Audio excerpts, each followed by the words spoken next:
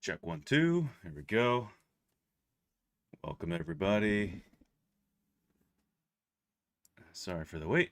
It's just a busy day as usual. And there we go. How's everybody doing? Welcome, welcome. Thank you for waiting. It's been a while. Crazy busy. Working like 2 full-time jobs basically. So nights and weekends are one job and then daytime's another. So it's been great, but insanely busy. Too busy. So it's good to be back and good to have a regular, semi-regular weekend for once. Just gonna load in some views here, some camera views quick. Switch around the lights.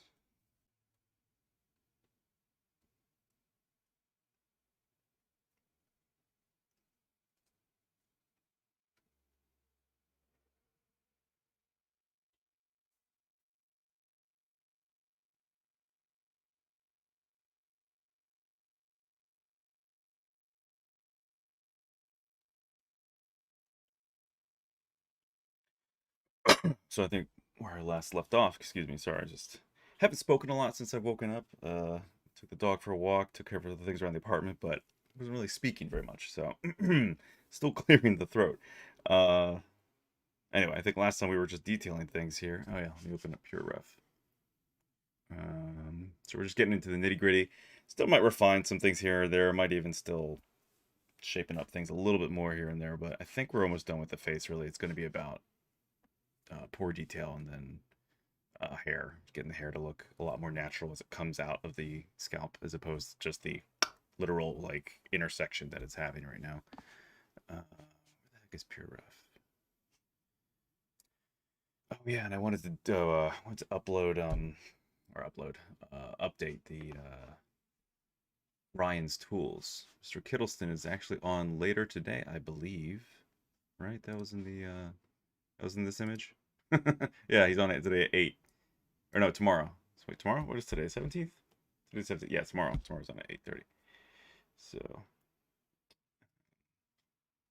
anyway, Ryan makes these amazing plugins. One all-encompassing plugin, but it has many different features in it, called Ryan's Tools, for those of you who don't know. And right here it is, and it's freaking awesome. But in this one version, he took out what I was looking for last time. Jeez, sorry. Some genius in there. Car alarm. There we go. So he had this brush called the amplify brush, which basically creates higher contrast between the dips, the valleys, and the peaks of any form, of any surface. And it's great. And I was thinking for certain areas here that might be beneficial because this head will be about 1/6 scale, so that's about 1 inch. So these pores, you'll probably be able to see them just barely, you'll be able to see them, but if I could just punch them up a little bit more, it would just catch more light and just give it a little bit more feel when it's actually 3D printed on resin. So, uh, yeah, so I'm probably gonna update that right now. To see if I can find it quick. I think it's on Gumroad. If anyone has any questions, by the way, feel free to ask, whether it's a basic question or an advanced question. I will do the best I can to answer or point you in the right direction if I don't know.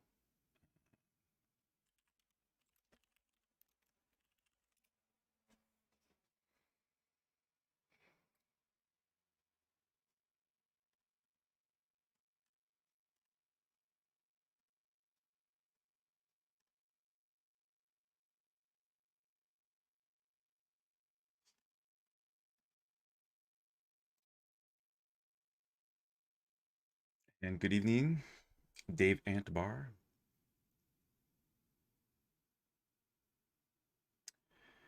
Got the Deacon St. John drip today, Dan. Deacon St. John drip. Not sure I'm following, sorry. Heard you use Fiber Shop. If so, what do I think? A Fiber Shop. No, I'm sorry, I haven't heard about it. Please educate me. Educate me on both your questions. What is the Deacon St. John drip? I'm not really sure. St. John's usually like medication or something, right? Or like herbal stuff. Um, Hi from Italy. Hello. Hello, Italy. Hi from LA. How's the weather in Italy? And how are the protests going? It's great that so many people are kind of standing up over there and saying like enough. Gotta move on with life.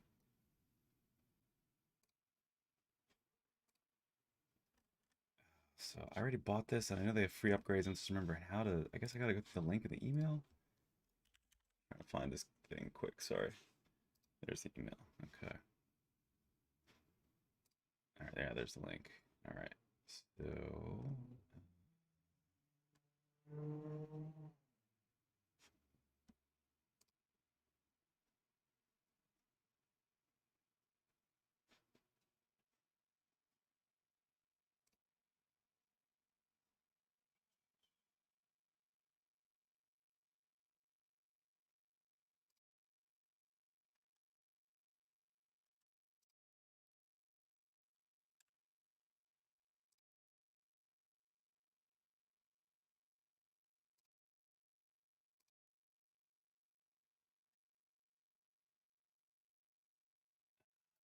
do this now because Gumroad's not the most intuitive when it comes to this thing.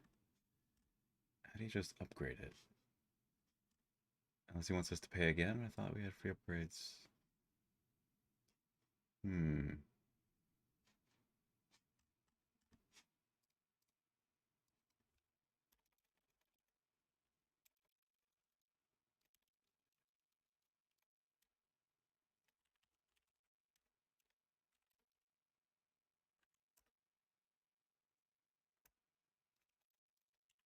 Sorry guys, 2 seconds. I want to show you that brush. It's great.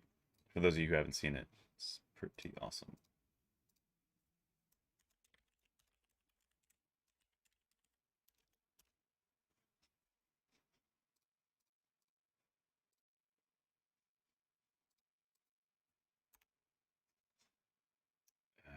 Dang it, didn't save my password.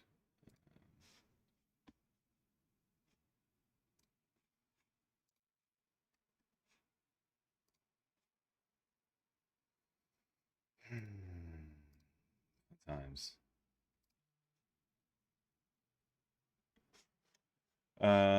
Drip style fashion. Oh, gray backwards cap. Oh, okay. Uh, Deacon St. John. Days Gone. I haven't seen Days Gone. I don't think. So I don't know if that's a compliment or just a matter of fact. Hilarious. I look more washed out. Actually, it's funny. Like this lighting is not. It's actually not the most flat. Plus the webcams, they're always terrible. They always give you a fisheye. They always make your nose and face just look bigger than they are, and it's. I should set up my DSLR, I guess, and figure out how to connect that to the computer so it's more flattering. It's a bit more normal when they compress the face a little bit and get at least like an 85 millimeter view. It's a lot better for people's faces. All right, sorry, just resetting my password really quick, and we'll be going here.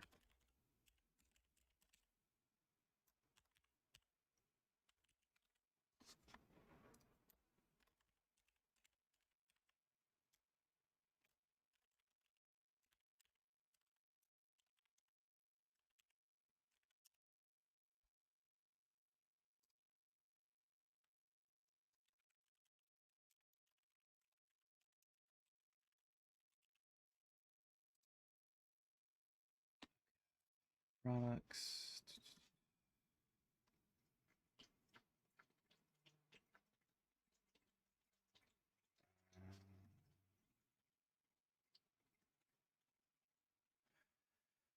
Sorry, what else are you guys saying here? Fibershop is as a hair card texture generator in real time. Wow. Made or funded by Capcom. Oh wow. Makes the process of creating hair cards simpler. Oh wow, yeah. Now that you mention that, it sounds vaguely familiar because when you mentioned Capcom, I'm like, I feel like I've heard of that before, but I feel like I heard about it a long time ago. I don't know. I haven't used it, but that sounds really tempting, actually. Honestly, that might be really something great for real time stuff. Although the hair system in Unreal Engine is pretty incredible at this point. Like if they let you, customize that a lot with Metahumans, I don't see why you'd want to almost use anything else because it looks so good.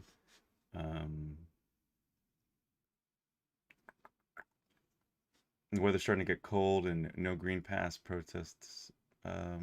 Protestants are still there. Oh, Protestants, I guess is what you're saying. Okay, so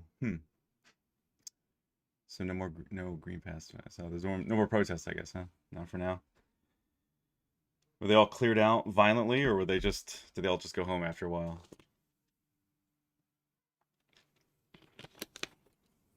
Yeah, I see clips from Italy here and there, but I obviously am not traveling over there anytime soon, so I have no idea what it's really like. Okay, so let's see here. It's Gumroad stuff.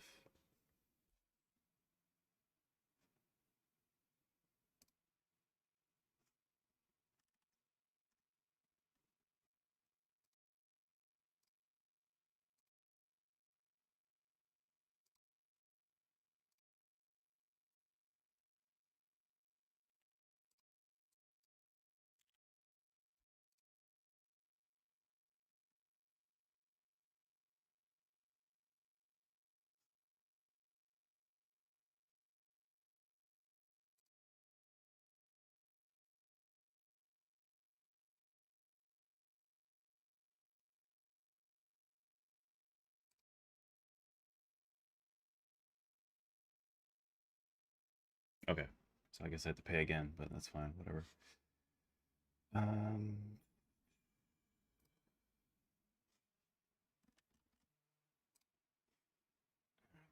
so tools and the Pro Extra stuff.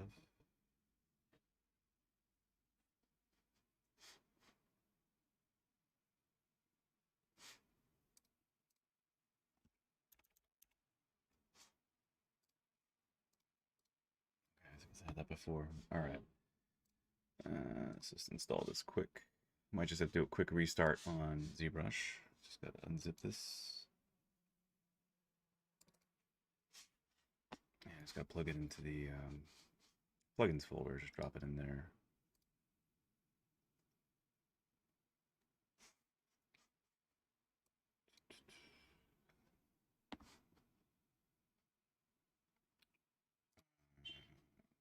Sorry, guys. 2 seconds here.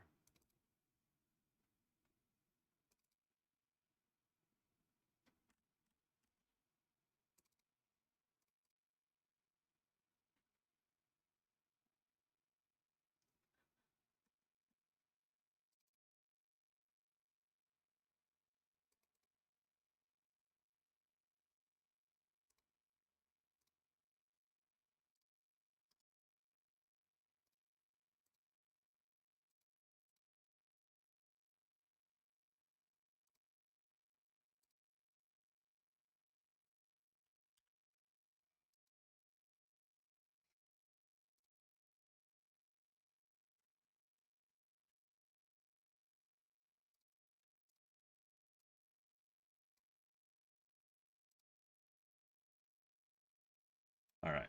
Just installed it. Now let's see if to restart ZBrush, or can we just, will it just access new info? No, gotta restart quick. All right.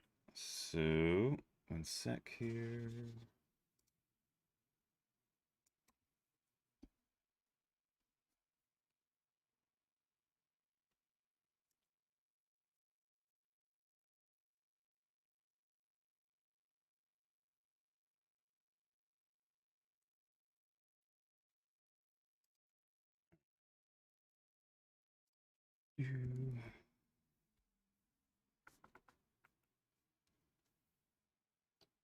Just load in those views again.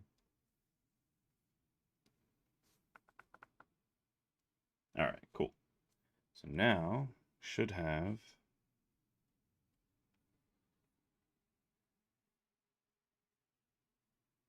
the amplify brush here somewhere.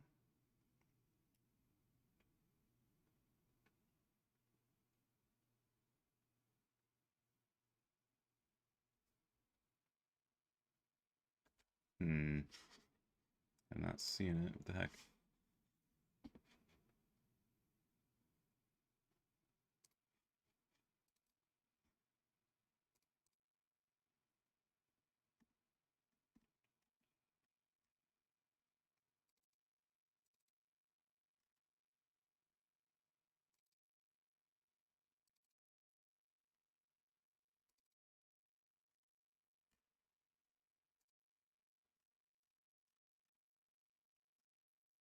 Hmm.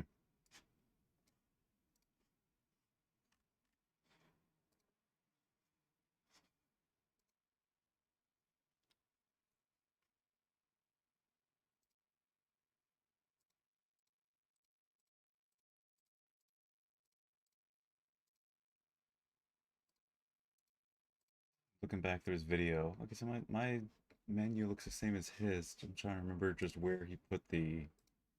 Where did he move the amplify brush to?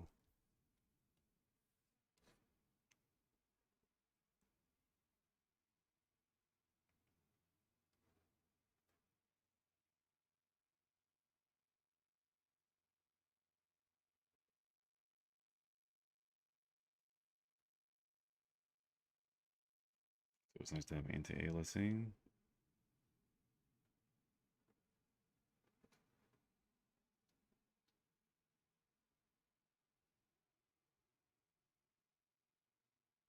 Oh, here we go. Derp ant detail.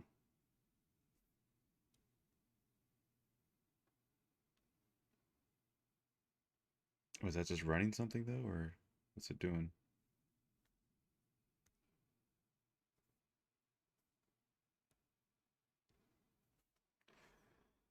Hmm. Wait, is that... It's not the brush though. Is that just like a pass that it does over everything?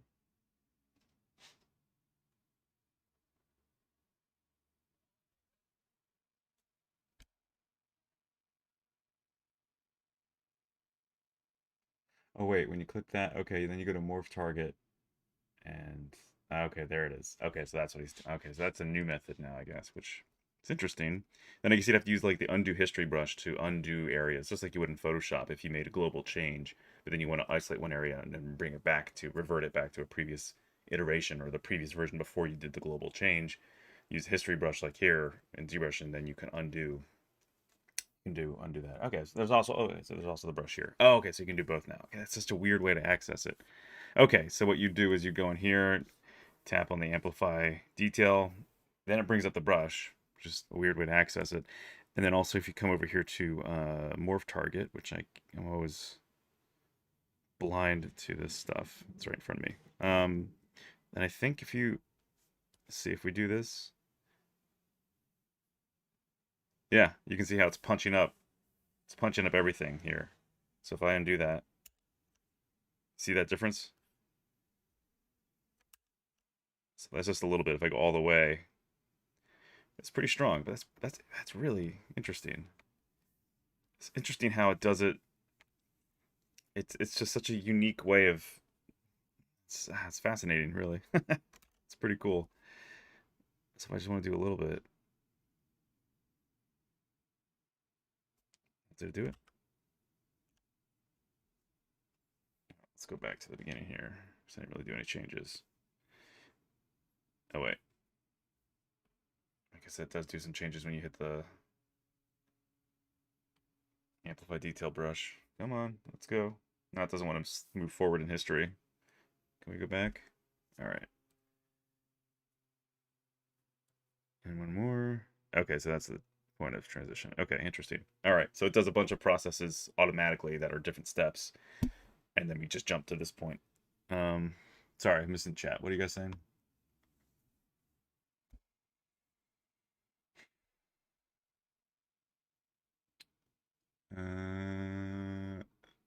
Some groups are violent and fight with the police. Others are peaceful. Not everyone can fight like Neo. Unfortunately. Yeah, I just want people to get back to living life at this point. As much as we can. Obviously being careful with what we can, but, you know, people need to get back to work. Mandates aren't going to help anything. Looks pretty good. I pick it up. Need to look at Unreal Toots 2 for some Metahumans and such. Yeah, yeah. Check out Metahuman, dude. It's pretty incredible. I recorded myself using it the first time it came out, like the first week it was out, and then I just haven't uploaded the video. But it's just me working on this, like a remake of The Kid for my short film from The Last Guardian.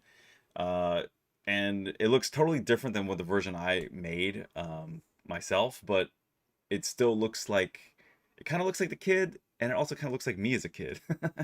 It's kind of a funny, it's a funny in between. Um, but it was also because it's limited, sort of. You have to start with a base mesh that they give you, and then you have to work with it from there.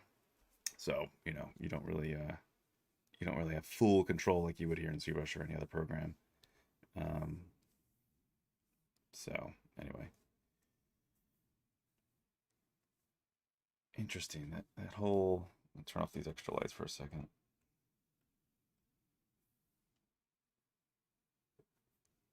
That's interesting, just to see the difference here in the amp detail. It's subtle, but it's noticeable.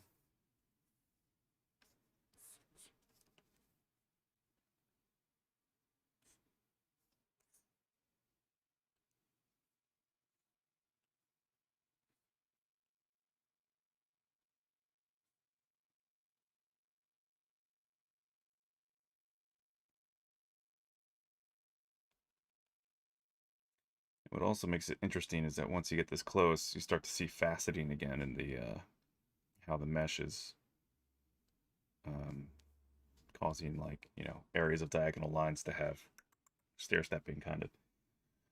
So I'll divide again and see what happens here. 37 million. All right. Cars about morph target. Yeah. I'm not trying to brush right now. Stop it. But I guess I got to do that amplify. I guess if you subdivide, you have to do the amplify detail again. Got to run it again, I guess. All right.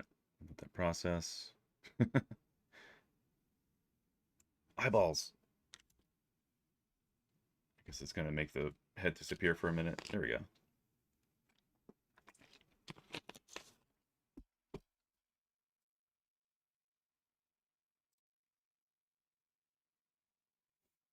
I feel like I'm on the bottom of the frame too much. Okay, and I can probably shrink me down a little bit more. Not really here to see my face. What else do we got in chat? Oh, nothing else. Okay, all right. So yeah, so that's the amplified brush. I guess yeah. Now that we processed it again, we can even just do it in select areas.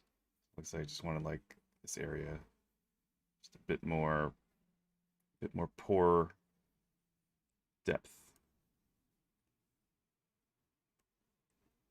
Punch that up. Oh yeah, my pure ref. Let me get that up and running here.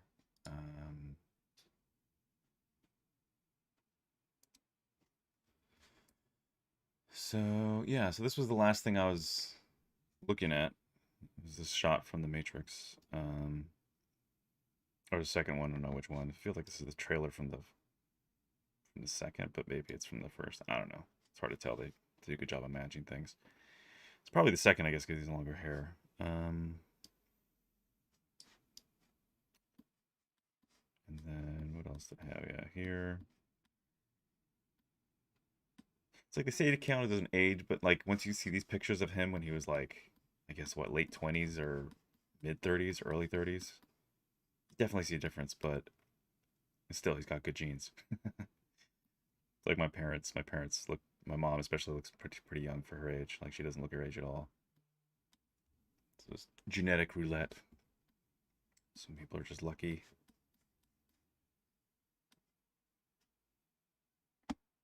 So anyway, so I'm looking right here at this, actually, that little mole.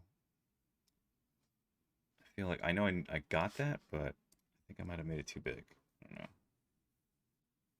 Feels like it's a little too big. Just a little bit. So let's just do a little pinch. And that doesn't work. I should just shrink it, shouldn't it? Just pinch it. There we go. Yeah. Just gotta do sub. That's kind of just smoothing it out though too. So whatever.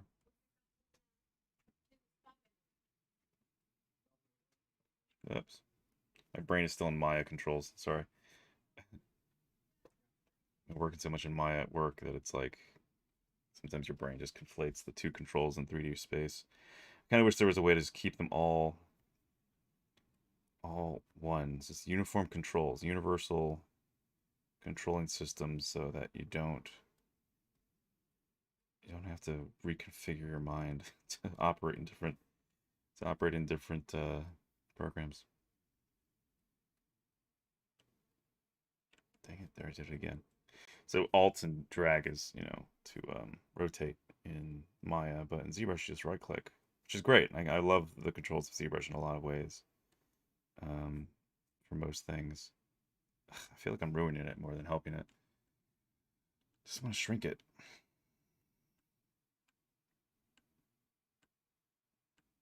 I guess I could just do opposite and negative inflate. Maybe that would be better. I just want it to be smaller. I don't want it to be like flattened or look like a cancerous thing. Hello from Iraq. Hello from LA. Wow, Iraq. Do we say Iraq or Iraq? Like I always see people say it different ways. I don't know. I know there's a right way to say it, and there's a lot of people who say it incorrectly. So let me know if we say Iraq, Iraq. If you want to, spell out phonetically how we should say it.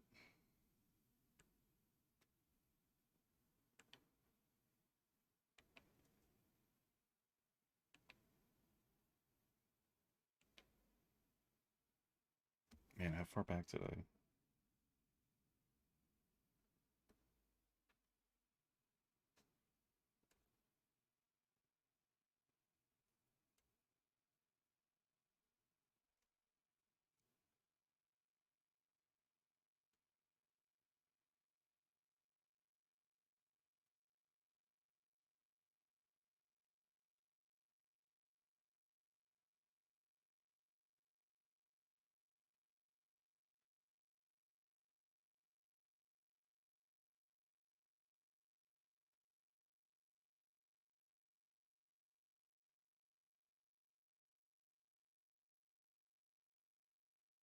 Okay, there we go. Jeez. All right. So I guess this negative inflate probably be the better way to go. Or form? No. Let's try negative inflate first. So hold Alt and yeah, it's still just flattening out. Dang it. I wish there was ways just something that would just pull everything, that would constrict everything just to the center. I thought pinch would do that, but I guess not.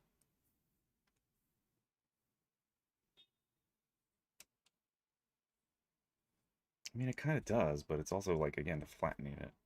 But all right, whatever. Just do that, and then I'll just pull it out with a smaller brush. That makes more sense.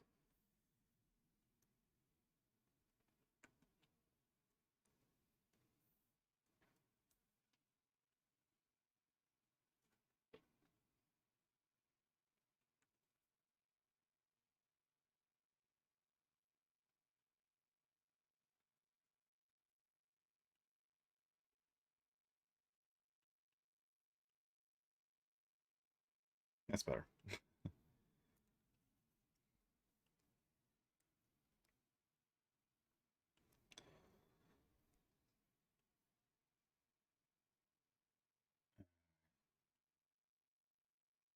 So I feel like there's still some areas here, like definitely around the lips. Obviously, on the lips themselves, they need some hand detailing. But also, I feel like just around here, like the mouth, I think it just needs a little bit more. It's a little bit more TLC. The nose too, I think, a little bit. He really doesn't have that, at least from the shot I'm looking at. He doesn't really have that noticeable of like, visual pores. He has more freckles, but he doesn't have like harsh pores in his nose. So I may not have to push that really. When is a good time to start the retopo? Once all the details are done, or is it better to have proper topology from the very beginning? Always better to have proper topology from the very beginning. the best time to do retopology, if you're going to do any retopology, in my case, I'm operating on really good topology right now, so there's no need to retopo this because it's ready. This is the retopo. Um, yeah, so retopo, do it right after you've nailed the basic forms. So, I mean, you can do it, you can definitely do it after you've gone through a lot of detail. But then you have to reproject everything, and then reprojecting always eventually where there's like an armpit or the fingers or areas where there's a lot of close geometry, that always magnetizes, it always pulls some of that geometry into the other side, and then it like flattens this side of geometry into the other side because it thinks, oh, that needs to go there. And so then it just creates this massive headache where then you have to like isolate those areas, visually, and then like pull out the polygons that got yanked into the wrong side. And it's just not fun. It's a lot of work. So to avoid that headache and hell, just get good topology from the beginning, right? It's like measure twice, cut once, that whole thing. So just sort of doing the process of operations correctly the first time, rather than the headache of, oh wait, I should have done that before, but now I'm like 20 miles down the road, and then you got to go all the way back, or like deal with the issues of like competing with finished work or near finished work, and then bringing it to good topology. A great tool to help you with that too, if you're doing especially someone like human form, or really anything that you have another model of that already has good topology, that would be the topology you'd want to use, is what I've talked about here before. It's the plugin known as ZWrap. ZWrap is awesome because it's very affordable, and you can bring in like a base mesh human head that has good topology, that's like just generic, clean topo, like rings around the eyes, the mouth, and the face proper, and then bring in your sculpted or scan data head, which is going to be like messed up, triangulated, just unanimatable topology. And then you can wrap those two, so you can tell this clean geo to take the shape of the good scan data, but it retains its topology, of course. So it's just wrapping, shrink wrapping, hence the name, to the shape of the other one. You have to add a bunch of points, it's just like, all right, point one here, then point one here, and then on the other model, that's the clean one, point one here. You got to make sure your points all line up, so whenever you do like point number 6 is in the crook of the eye, right here in the crunkle, then you got to make sure the exact same area is selected, or at least the topology that would flow into that area correctly. So there's that level of like care that has to be taken. But yeah, so ZWrap, if you haven't got ZWrap, get it. It's absolutely worth it. It's amazing. Use it at work. We use it everywhere in the industry. And yeah, I use it here at home. So go for it. What else? May I ask if it's possible to sculpt without a reference? Of course.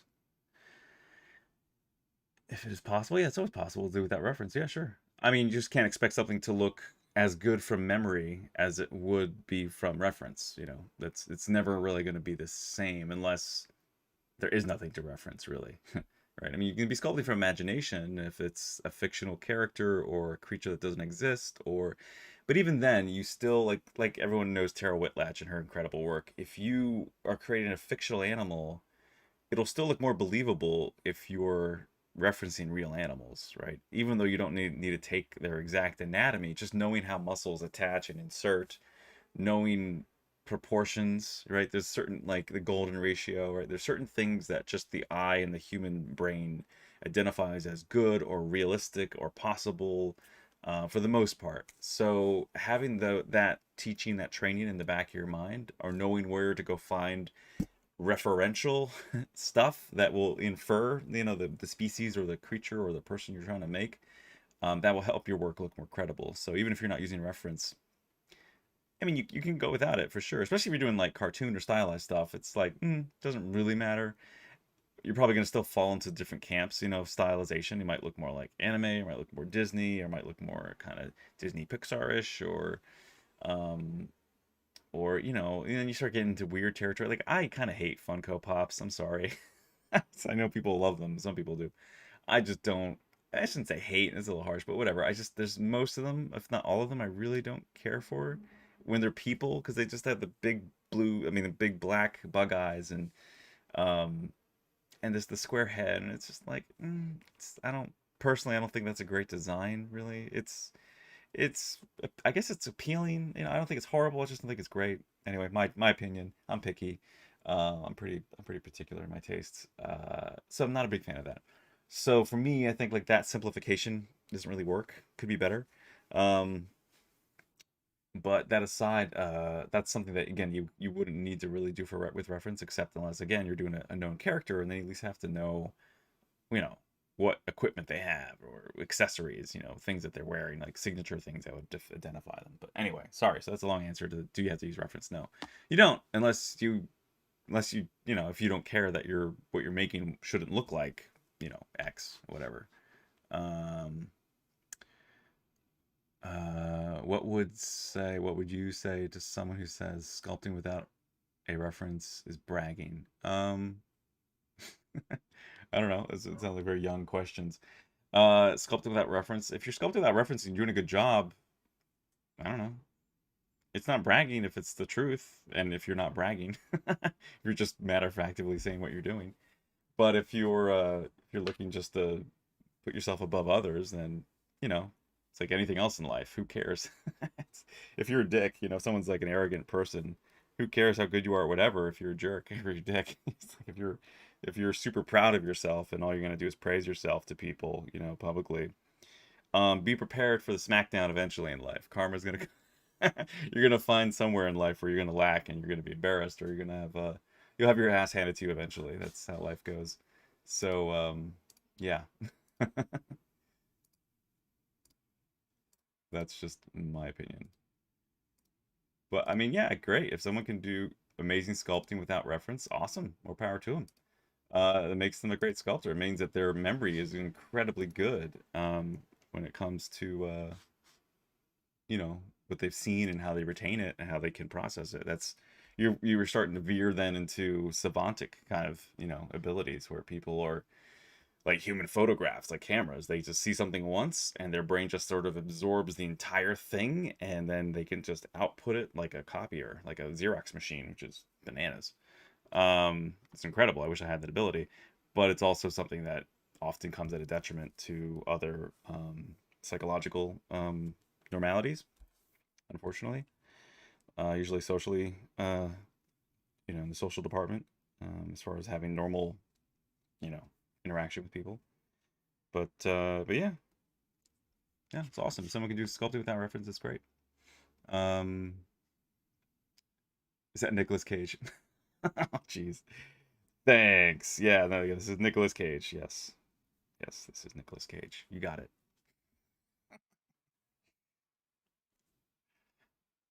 This is Nicolas Cage in the Matrix.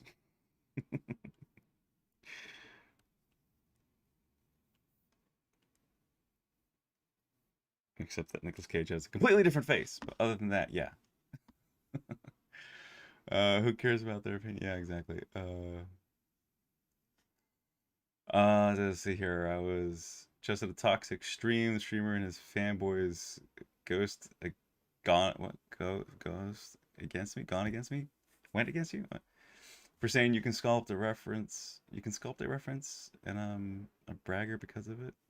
Sorry, I don't really quite follow, but I get it. So you were in another stream and someone was being rude to you. Okay. Uh, leave those things on the stream. Yeah. Uh, you actually like Funko Pop. Done a few and printed them. A lot of Asian 3D artists work from their imagination. Yeah. Yeah, it can be done by anybody. Interesting. Okay. To each their own. I mean, yeah, it's anybody can do almost anything if you have two capable hands, eyes, and a functioning brain. Like you can do a lot of the same things other people can do. Um, Obviously, there's going to be limitations, of course, and everyone's different. But I'm a firm believer that if you want to learn how to do something and do it well, you can. Generally, it just takes the effort and the desire.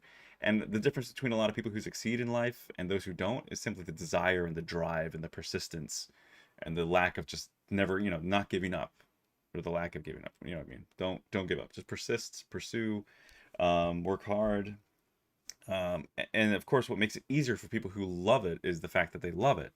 So if they love it and they know what their goal or their dream is, and they have that 1,000 yard vision, 1,000-mile vision, then it makes the process of going from point A to all the way to point Z that much easier because it's not painful for them. It's not arduous. I mean, it might be labor, but it's labor of love, right? It's not going to be just like pain and frustration.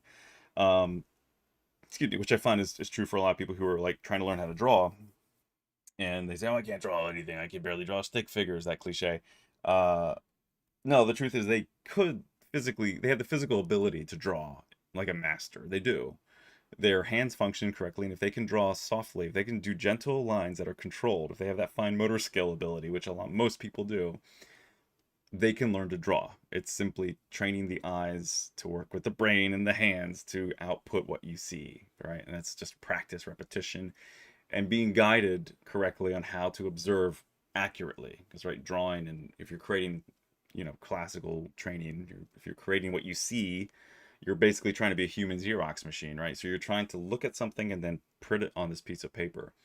So going back and forth visually, looking back and forth, you're creating almost like, if you've ever seen an image and then it's taken away very quickly from a high contrast color like red, and then you have a black screen or a red or a white screen, you'll see a ghosted image in your eyes of that exact same shape of whatever you're looking at, from a harsh color to like a neutral color. And that is exactly what you're basically trying to do when you're looking up and down rapidly a couple times from your subject to your page. You're trying to mentally, visually see what you see there, here, and trace it. Basically, that's basically what you're doing. uh or comprehend it somehow so that your hand is pulling that out. It's a it's a very logical thing. But that's all it really is. And so it's just having that, it just comes down to having that patience and persistence to get it all done. um sorry, I know I'm going slow here with things, but let me get on the ball here. So what do we want to do? Um, Interesting. I never really used this brush before, the muscle fiber brush. I wonder how this looks. I wonder how this would work on lips. I'm guessing I just need to do /3, but I'm curious. It might actually work for the lips too. It is kind of like a /3 brush. Interesting.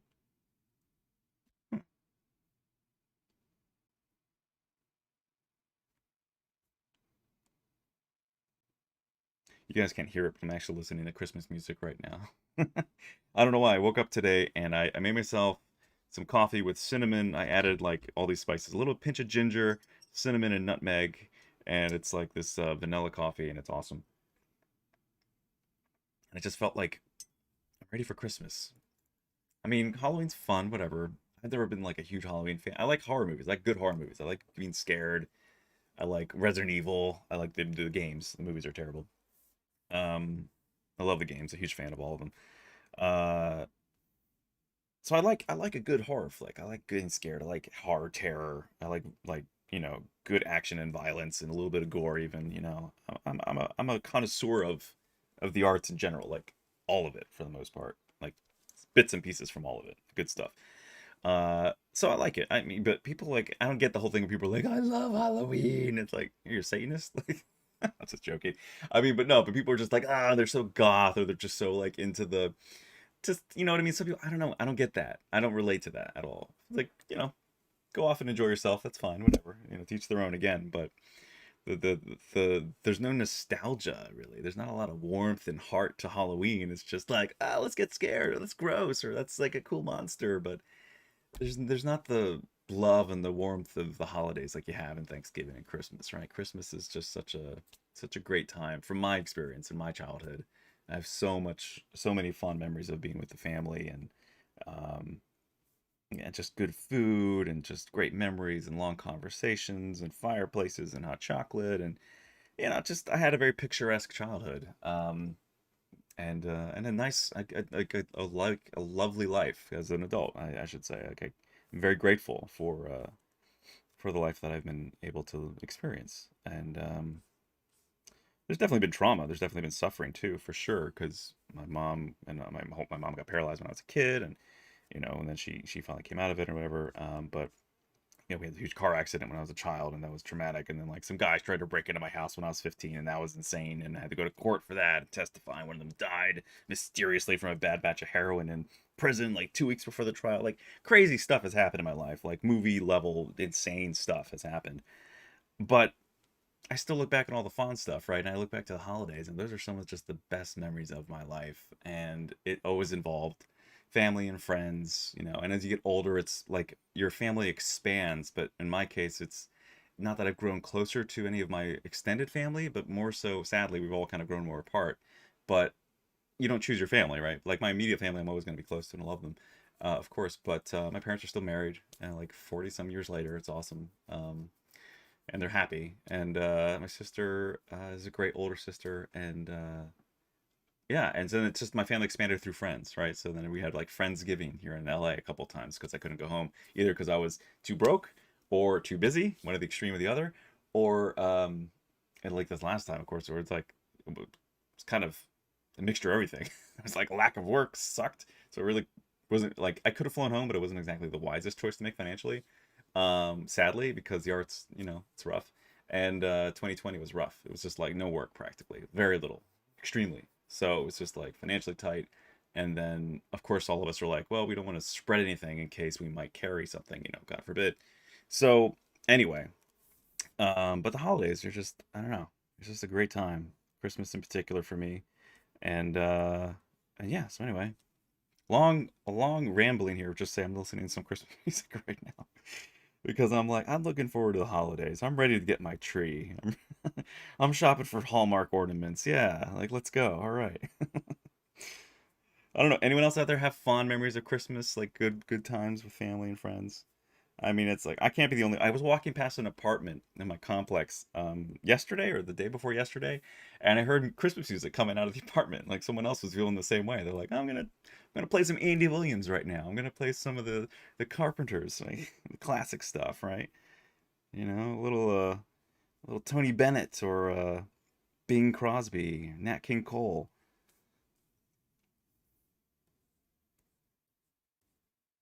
a little Nutcracker Suite.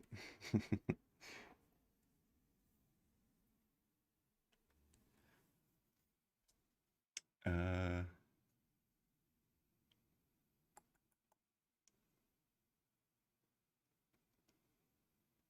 yeah, that's what he's saying here. He's like, yeah, absolutely. You just have to want to do it. Yeah. Hello all. Hello Zun 3D. I hope I'm saying that correctly. Uh, you can draw more. You just have to learn and study and practice. Yep. Speaking about Italy, I'm surrounded by Centenarian millennial sculptures everywhere I go, made with a hammer. So I think you can do a lot with ZBrush instead of it. Yeah, of course, absolutely. Uh, mm-hmm.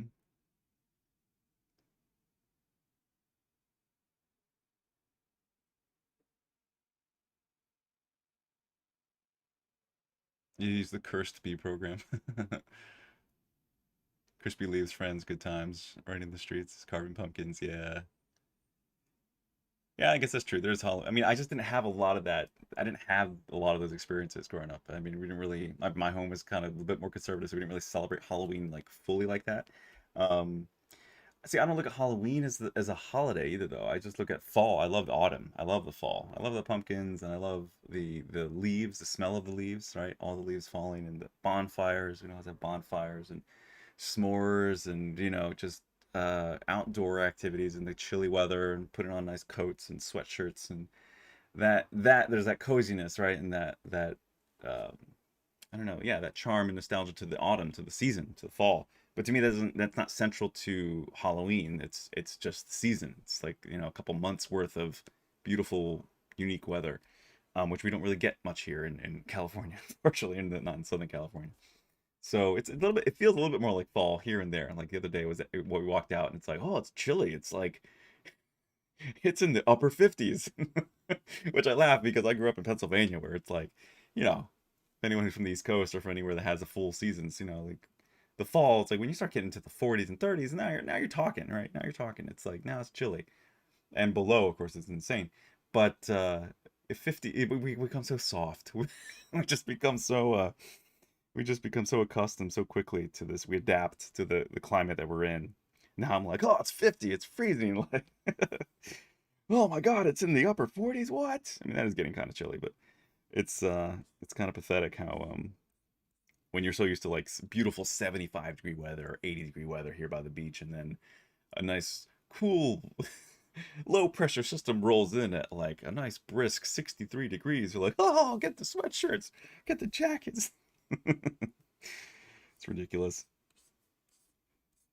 But I was telling a friend on online, just how a couple friends, like just how much I miss the fall though. I miss also just as a man that I appreciate style. Although I'm totally scrubbing it today. I look like trash. I know. I'm sorry. Um, but normally when I go out, I like to look decent. You know, I like to have some sort of decent attire on, and somebody who appreciates fashion. And I've cared less about it as I've gotten older. But now I'm starting to come back around a little bit where I cared too much in college. Like I cared way too much. I was always shopping at like Banana Republic and you know, when I was a kid at Gap, and it's just dumb. I mean, like it's some nice stuff, but it was just like stupid. It was like, who cares? But now I'm sort of coming back around where it's like, yeah, I like to have some nice stuff again, like some clothes that just look decent for the seasons. And fall was always that time of year where you could, you know, as a man, you have more options. As a traditional dude, you have more options with coats and sweaters and turtlenecks and what, you know, whatever. I don't know. You just, not that I was a big turtleneck guy, but you have a lot of more options. And yeah, and now with living in Southern California, you don't really have a lot of options. I'm in shorts and a t-shirt right now, and maybe if I'm lucky, I'll be in jeans and a t-shirt and like a nice blazer, you know, for the evening. Like that's about it. Um, you know, when it gets really colder toward the winter, like legit jacket weather, then you can like, all right, break out a leather jacket, which is cool. But yeah, you don't really have a lot of options that much until it gets colder. You're just kind of locked in with what you got. T-shirts, maybe sweatshirt too. Um, that cut looks a little too deep. Looks like a split lip.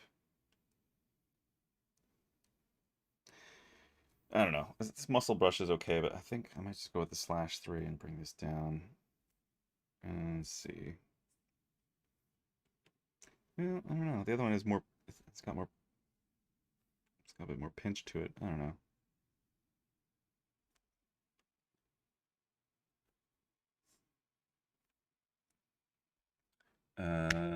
You love Halloween. Uh, used to love Christmas. But last year, something terrible happened around Christmas. Oh, it's kind of, you know, kind of indifferent, I guess. Yeah.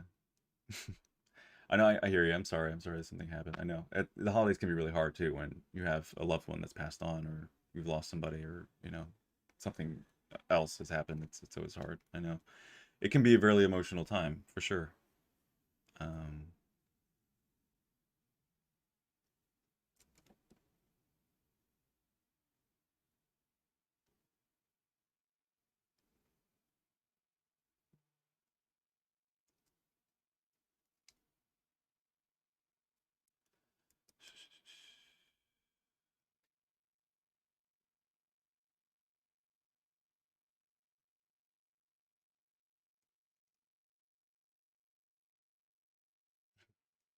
let's see here. Does creasing in ZBrush register appear in other applications when exported, or does it only appear in ZBrush? It's a good question. I feel like, because I've done it before, and I'm trying to remember, I feel like it does register if you export out an OBJ. So if you crease an edge, you export it out and you import it into Maya, I believe it carries through. You could also do GoZ, where I think that also helps it carry over. Um, yeah, I feel like it does. I'm pretty sure. It's just I forget because there's a lot of times where I've done creasing, but I'll have to stay in ZBrush and I use that creasing just to retain the sharpness of an edge. Excuse me, until I reach a point where I can just export out the model as a finished piece, where then it doesn't matter if the crease holds or not because I'm just going to be printing it, you know, or like or whatever, or handing it over to somebody else. And the crease wasn't intended to stay for animation; it was intended just to hold the edge, just to hold that sharp area of a polygonal, you know, of an edge loop. So yeah, I mean, we could try it. We could try it out quick and just see.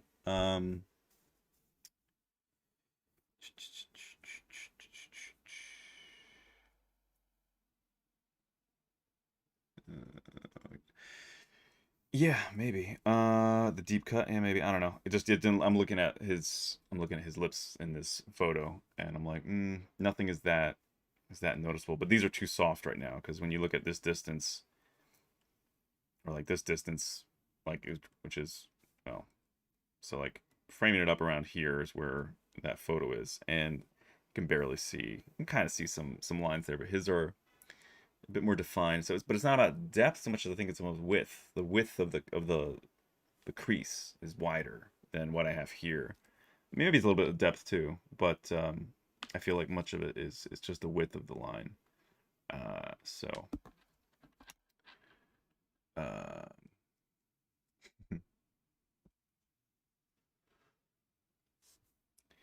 yeah, in this case.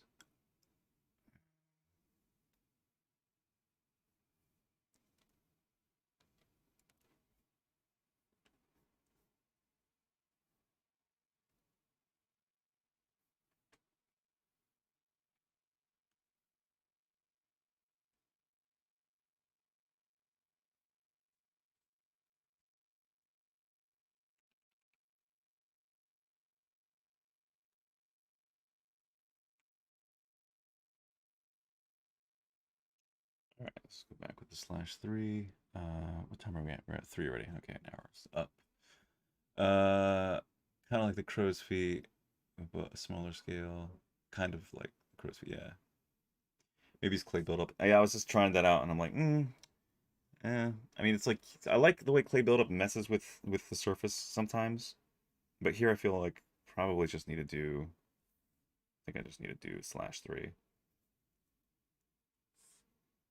Yeah, I think that's gonna read better.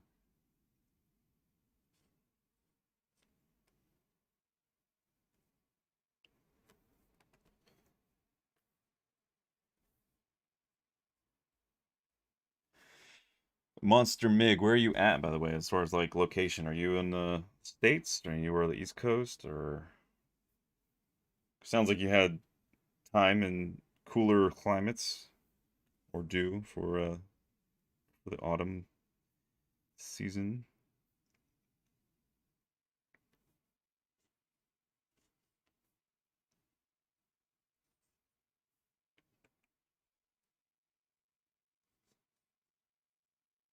In case if anyone's wondering, this is kind of basically what we would do if this literally could be animated right now. Like where I'm going with this. Like so far so good. Like it's not ready to be 3D printed at all yet. But this is exactly the kind of workflow we would do if I were to take this head of Keanu and have someone else animate it. This is kind of how the whole pipeline would work, except I would have been working on this 8 hours a day for like the last couple weeks and it would have been done a long time ago. But instead I'm working on it 1.5 hours realistically or less every 2 weeks or more. So this is like stretched out incredibly long because I'm putting in that kind of work that I would put in for a professional piece that would be in a movie or printed for a product. Actually, more than what it would be for a product, because a lot of times there's deadlines and there's like, that's good enough or whatever, or there's someone else directing you.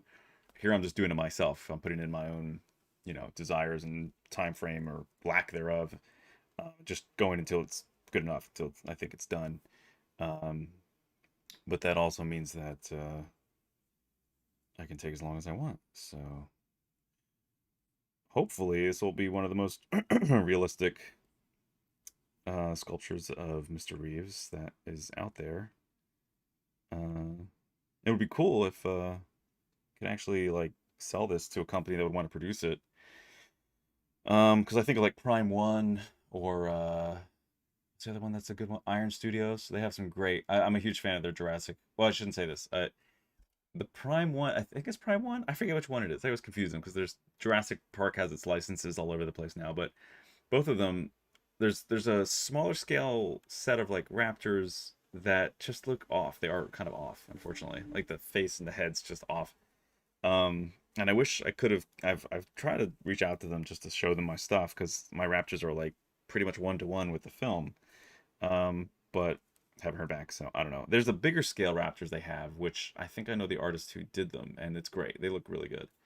Uh, and blue, there's a version of blue that they have, baby blue and the adult blue, and they look great too because I think they took the actual island model, and used that, which is awesome. So those look great. But they're the smaller scale raptors. They're kind of the same scale that I have that I've made that I sell that are just mine.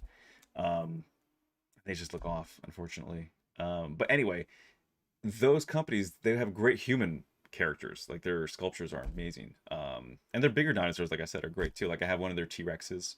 It's a giant freaking statue. It's gorgeous.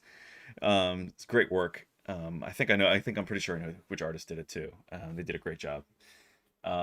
Anyway, so I'm just thinking like this would fit into that market perfectly as far as like high-end statue that would be big, that would really kind of be an iconic piece from the first film.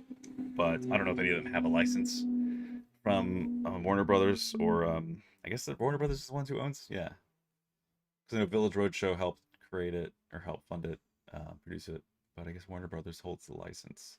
So yeah, I don't know. I don't know who runs like Warner Brothers products, but I know they made some like action figures, and they've made like a Hot Toys version. Sorry for all the road noise. I can't wait to move out of this apartment. I hate living by the street. It's a good location. It's just terrible, like living off of this one street. Uh, but yeah, I know. I don't know. Anyway, it's just I don't think. I mean, the Hot Toys looks great, except like the glasses look clunky, and then still it's like it's a posable figure, so you can only get things so far before it's not going to hold up that well, as far as realism goes. But the head looks great from what I've seen. I don't have one, but the sculpture they did of Keanu's face for the Hot Toys version looks impressive. It looks really good, I think.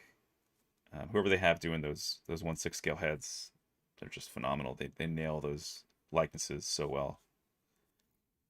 But yeah, there's just certain things you can only get with a static statue, really, unless you're like talking about making something at Legacy Effects or ADI or something where you have an insane budget and you're using latex, and that's a whole different story. But talking about like just a polystone or resin statue, it's like, yeah, the companies I mentioned before are pretty much the cream of the crop right now, I think, overall. Sideshow, of course, Sideshow Collectibles has great human statues as well. And they also are like a vendor. I think they're also like a reseller for a lot of the aforementioned companies also.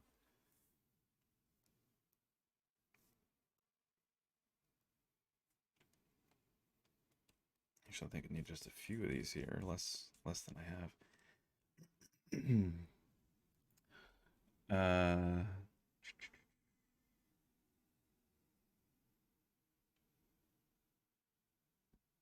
Indiana. Okay, nice. Yeah, yeah. I grew up in Pennsylvania, so neighbors. Not too far away. The weight painting and rigging would be a pain in the butt. Yeah, just saying. Oh yeah, for sure. I mean, again, I wouldn't give them this high res model. I'm saying though, like, yeah, if you're going back to that, I mean, they would get this. This is the resolution they would get, which is way more manageable. Um, but still, yeah, painting weights and getting all the muscle and all that, yeah, to work, yeah, it's always a pain in the ass. I mean, it's always work. But that's why there's a whole field for that, right? That's a whole other discipline. So like people conflate whenever people ask me what I do, or friends, or friends tell people, they're like, "Oh, he does 3D animation." I'm like, "Actually, I don't. I don't do animation really. I've been learning some, but yeah, the right route is you model, right? You create this first, the skin, the outer shell, all the objects, everything that's going to be animated, that's going to be put into motion. You create that first, then you hand it over to someone who creates the internal skeleton known as the rigger, right? The rigger gives you all the actual bones, which is what they call them, in the joints, where it defines where things bend.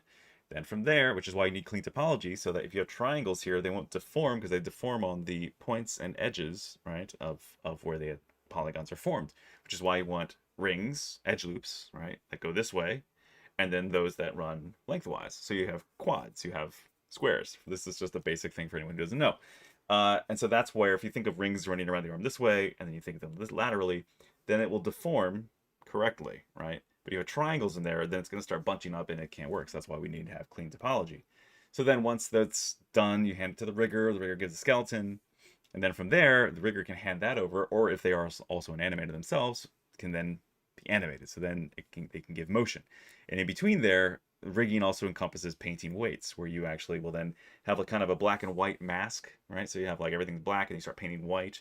Or you could also have like a color gradation where it's like a heat map, where it's almost like rainbow colors kind of. And you define the level of compression or a level of stretching or deformation that can happen on the mesh at the points of motion and movement, right? And that can go for all kinds of different areas, and different maps can be applied for different things, like a certain amount of jiggle or a certain amount of compression or deformation or stiffness. Excuse me. So there's all those other factors that come into play. And there can also be some of that like muscle motion and whatnot also comes from then somewhere in between there. Usually it's the modeler might create like a muscle system, a loose one, and then give that over to the animators and the riggers, who will then put that underneath the skin, and that'll also help with deformation. And there's also this incredible program or plugin called Ziva Dynamics, and they do incredible muscle deformation. So you can create a muscle rig inside on top of the skeleton underneath the skin, and it will figure out, it will like help determine the correct amount of deformation and even like, you know, subtle motion where you have, if the wrist pulls down here, you have the tendons and things flexing, it pushes through. You can assign all of that. It's incredible. But that's where then, you know, we have the animators do their thing, and then the animators will then hand it over to people who will assign the materials, right? Maybe that's also happens somewhere in look dev. You know, someone like myself and others might texture it as well and create all the maps and the materials too a lot of times. But still, then it goes to comp at one point. Then at this point, you know, and then comp will put it into the frame of the background, right? The composite. That's what comp stands for, is compositing. So there's a whole lot of steps. There's a whole lot of different disciplines of people, experts in each of these fields that have to like hand off. But I'm usually one of the people who's creating the thing that it's the beginning of it all, really, right? Sometimes a lot of times I'll get artwork from a concept artist, but I would love to, and I always do like designing my own stuff or working with creators who say they want something to look a certain way. I can do that. I love doing it. I don't always get to do that. Most of the time I don't, unfortunately. I'm usually given a piece of artwork or a model already half made, and then they say, go, work. Yeah. Which is a bummer, but it's still cool. But the most fun is, like, as any creator, is when you get to create something from the very foundation, from the beginning, the inception, and go to the full end of it. Anyway, so yeah, it's just funny how many people are like, oh, you're just doing animation. I'm like, nah, not really, but okay, sure. They just, you know, to most people, to the average folk, it doesn't mean much different anyway. You're saying, I'm a 3D modeler. I remember saying that to someone, I think it was like an Uber driver or something one time. They asked what I did, and they're like, oh, so you're a model? I'm like, no, not no, not like that. No, I create 3D objects in the computer. I'm not letting people take pictures of me and getting paid for that. That'd be too easy. I'm not an Instagram model. Rich billionaires aren't flying me to their yacht to have me wear a swimsuit. It's just romp around with them. Hilarious. Ridiculous. That's why riggers are paid a lot. Some riggers are, some riggers aren't. You'd be surprised. I know a lot of riggers who aren't paid that well, unfortunately. Just a pain, yeah. It's better to sell my kidney instead of skinny weights, baby. Hilarious. Is being a social influencer for Epic Games. Oh, that's cool. That's awesome. When they ask me what I do, I really don't know what to answer for these people who can be seen from afar, who knows nothing about 3D. Yeah. You press buttons on the PC, yeah. Upper lip looks weird. Yeah, upper lip's not done at all. It's in progress. It's also, his expression is, he's bringing his lip inward a little bit. It's not relaxed. It's not supposed to be a neutral upper lip. It is curving down a bit. But yeah, I think maybe the puffiness could be brought down just a little bit more too, though. Like, I think this area could be relaxed a bit more for sure. Just pushed inward. It's a little challenging because of, that's a good point, because of the angle of the image. When I did the anti-aliasing, it took away this image, but this. So if you see here, he is doing that kind of expression where it's like everything's being pulled up and curved inward a little bit. But again, that's how his face is expressing, but it's not necessarily how we're used to seeing him. So it might be, again, a place where I take artistic license and tone it down a little bit to improve it.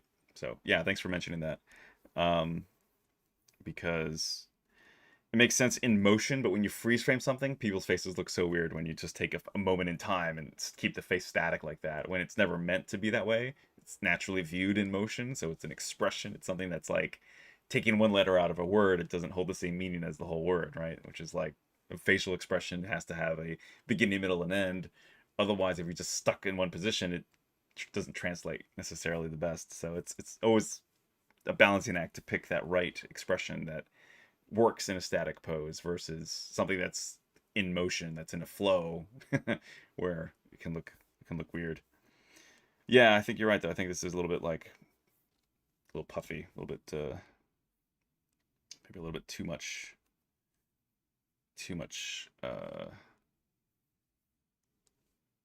like a jowl, a little bit too much meat. Um,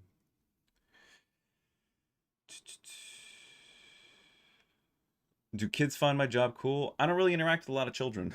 I don't know. Do kids? I mean, if you think I'm almost 40, so I guess kids now could be in their 20s. So yeah, I think some people, some kids do. Um, uh, yeah, I guess some do. I don't know. I find a lot of people don't care that much, honestly, which is kind of a bummer. If I'm at the bar and a girl asks what I do, I'm like, I work in visual effects. Most of them are just like, oh, they don't, they don't give a shit. Some are like, oh wow, cool. What movies have you worked on, or what projects have you done, or whatever. But it's weird. It seems like it's such a male thing. Like guys are just so interested in technicality and like the making of things and the construction of complex projects and materials and things. And women seem to be so like just don't care. Kids, like I said, I don't really interact with a lot of kids. I did some inner city like after school program for a short amount of time back when I lived in Pennsylvania before I started a real professional career as an artist. And there I was just helping kids learn like I was helping with their homework, and then also like just teaching them like art theory, like basic color theory, basic drawing skills, that kind of thing. And yeah, they didn't really.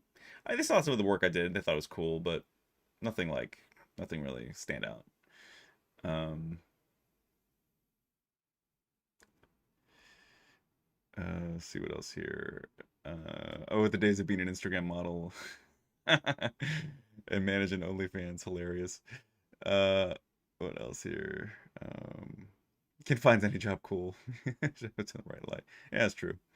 I mean, that's. I should step it back because you're right. I forgot. I gave a presentation to a group of high school students. I think they were like freshmen or sophomores. No, maybe they were juniors or seniors. Because I remember because it was like career day. They were talking about like what you could do.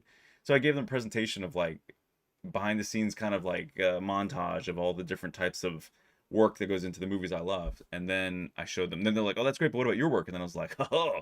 And I showed them some of my work, and then they were like, "Oh my god!" They gave me like a standing ovation. It was really cute and funny. So yeah, they found it cool. I mean, but it was also like it was a nice private school. It was a Catholic school, and they were just like orderly, like respectful kids that paid attention, and unlike other schools where kids are more disorderly, they don't really care or whatever. It's like these kids were at least focused and paid attention, and I tried to make it as interesting as I could for like 30 minutes or whatever it was I was speaking. So yeah, I guess some kids do. I don't know, the smart ones maybe. I don't know. It's you're right though. I think it's how you present it, for sure. It's a big part of it, and it's also the crowd, right? It's the demographic. It's the people you're speaking to and their age and their education and the families they come from. That all has a tremendous impact on how kids will react to something you're showing them.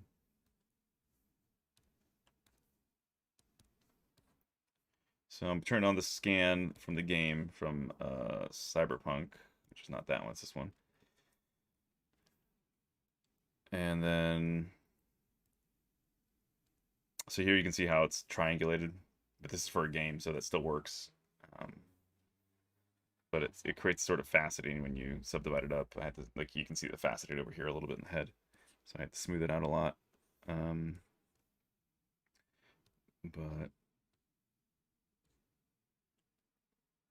so you can see how they intersect here, and it creates for an interesting analysis.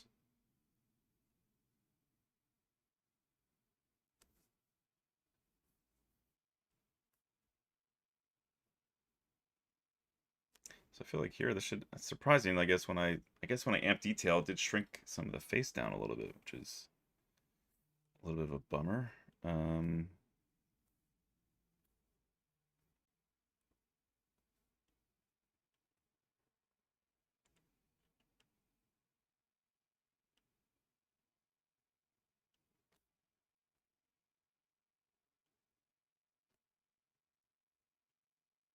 so I'm just using Alt and the Move brush here to just to pull things out along the normals, just to kind of match the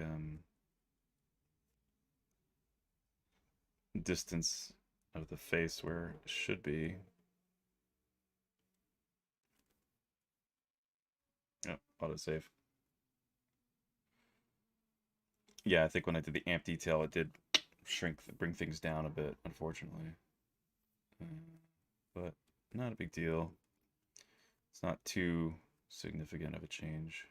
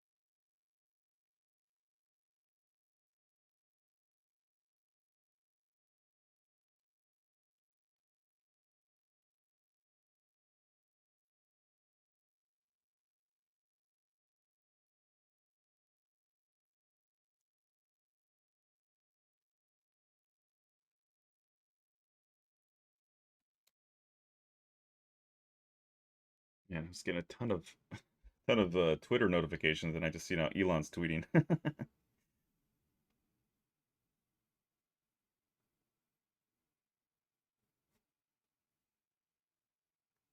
Hilarious. He just tweeted what looks like a bunny holding a rocket. It's kind of awesome. But it's like an ASCII way, it's just the symbols or whatever. Is it ASCII? Is that how you say it? When you do like emoticons, emojis through actual like key, like greater than symbols, its paw, um, slashes are like its ears. I don't know. I don't know how you describe that, but it's hilarious. Elon's freaking hilarious, I gotta say. Highly entertained by that guy.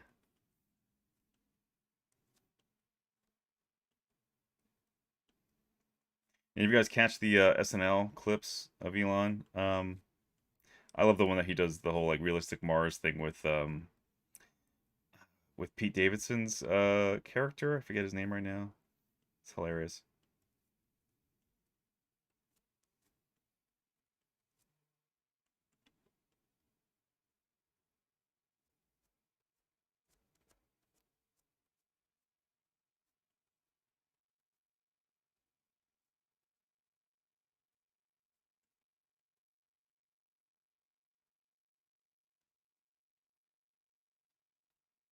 All right, got the face back. General is where it should be.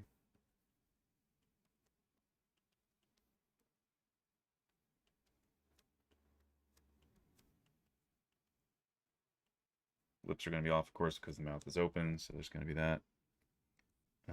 Turn this off.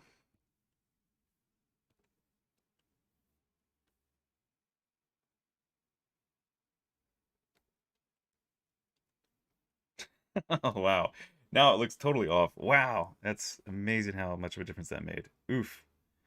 Well, might have to go back then and reevaluate that by looking at. That's hilarious. Wow, interesting. Yeah, I guess I'll have to change the facial shape in a different way then to bring back some of that volume.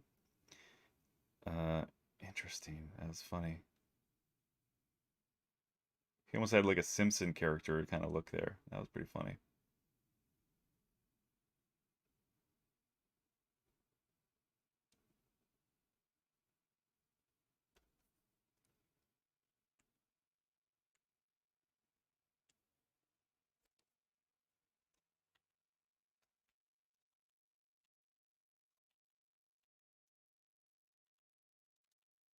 Hmm.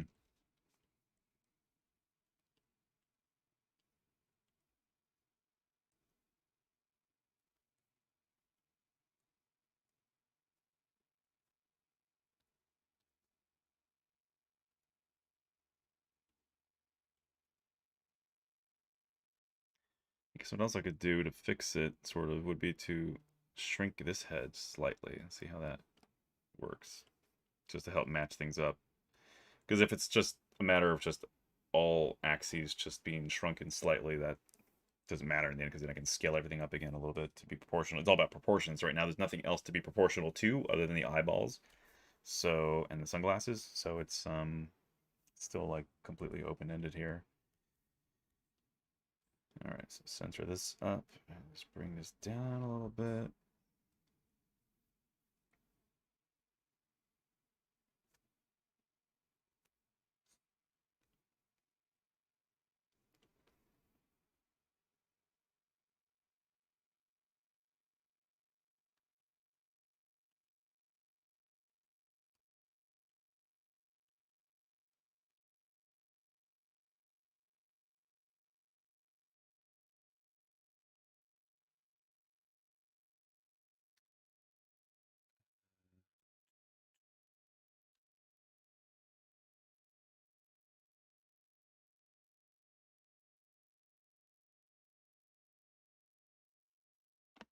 I think I'm missing something here in the chat. What else we got here?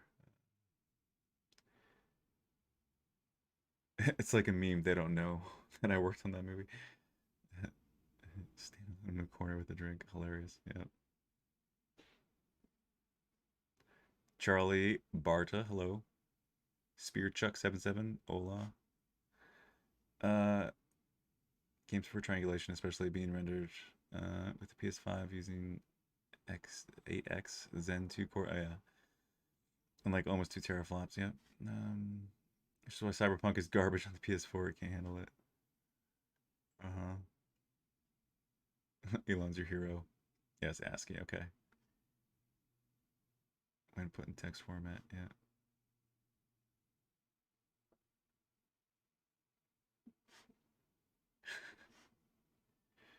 Yeah.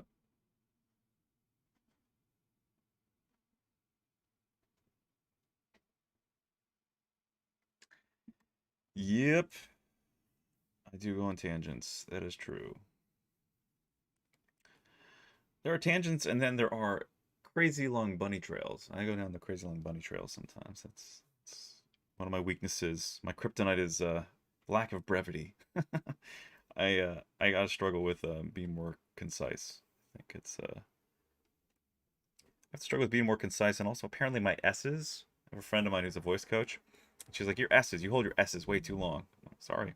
I'm so sorry that my S's bother you so much. I just lay into her then. Bring it. Yeah. I'm a flawed human being. I'm sorry. I'm so sorry.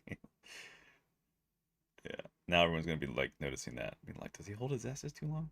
Maybe.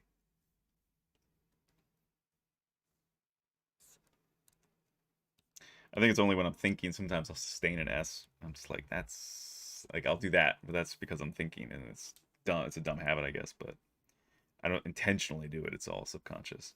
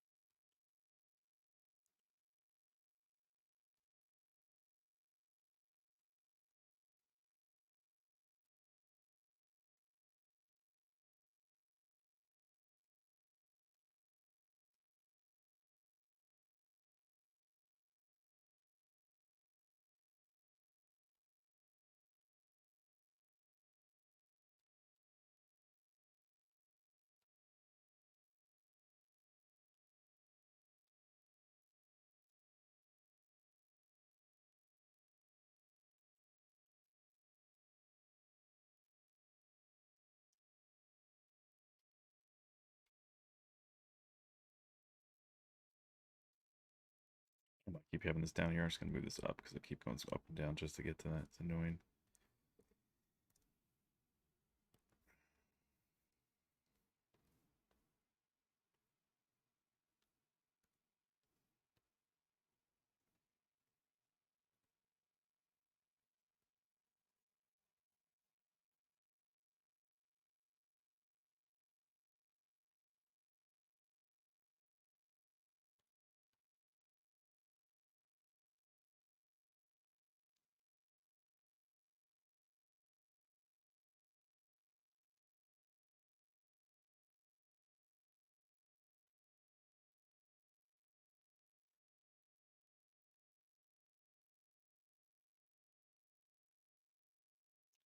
Random. I've been listening to a bunch of different podcasts, and one of them led to another. So I was listening to Smartless.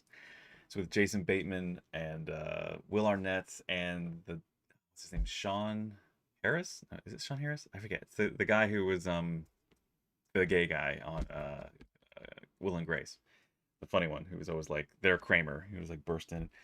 Anyway, so three of them, they are on this podcast, and it's funny. It's a good one. It's entertaining. You know, they have all kinds of good guests. But then that led me to Justin Long's actor Justin Long and his brother's podcast, and on their podcast they have many guests, and one of them was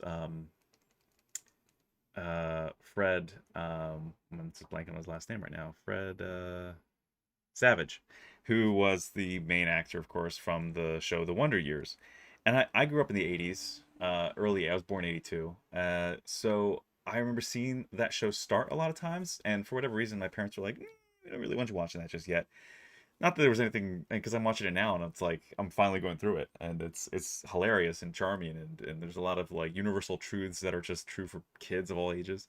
And also some of it's of course too well written for anything to be like a child's processing of certain things.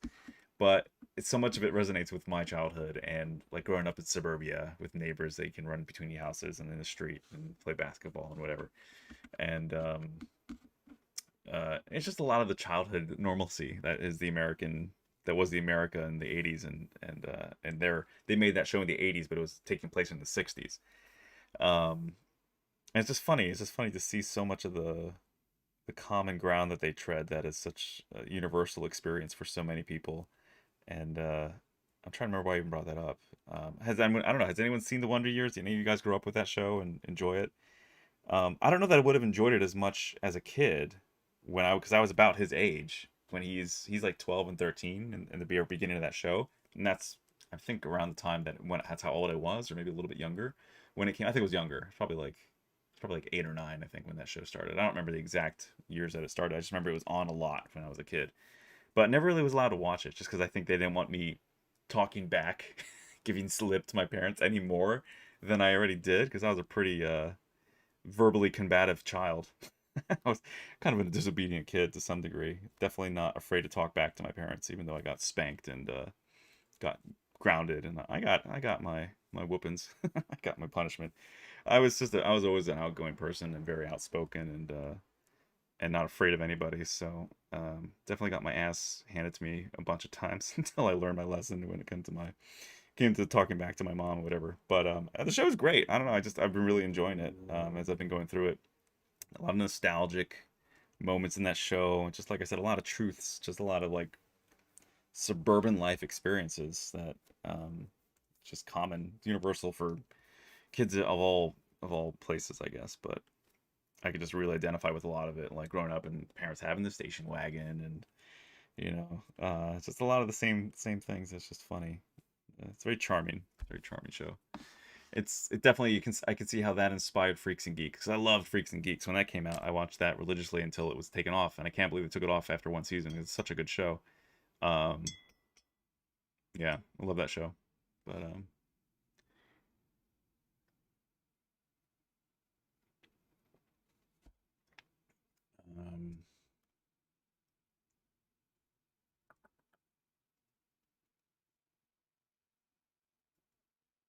subconscious. Hilarious. Uh, all this effort to sculpt quads over triangle. Sort of, not really. I mean, it's like I'm just matching things up with the triangulated version. But yeah, but it's not just that. I mean, it's everything else too. But yeah, we're getting there.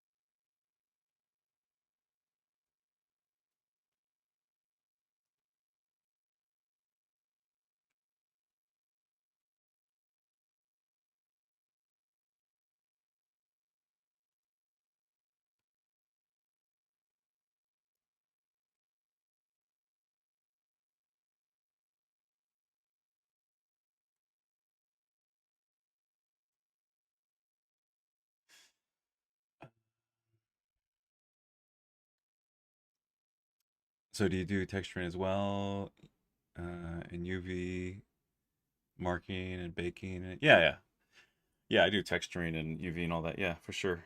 Um, you know, I think my favorite's sculpting, but yeah, I do texturing and UVs and all that. Of course, yeah. I mean, you have to for production. I mean, it's like kind of a given.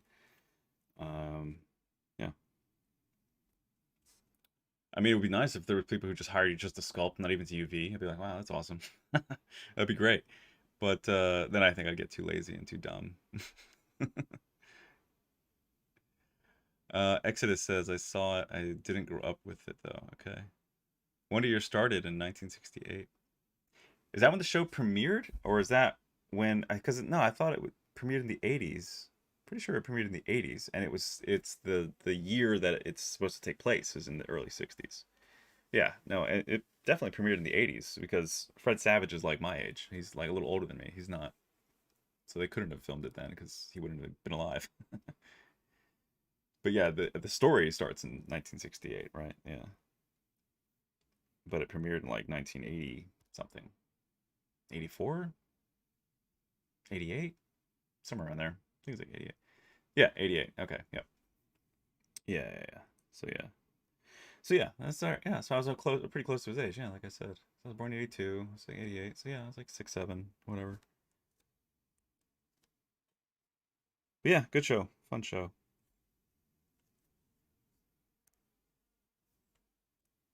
It's good writing, basically, is what it is. So is what it comes down to.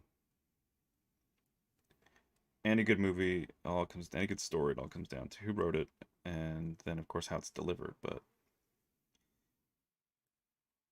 you can't dress up terrible lines that much. It changes them from being terrible.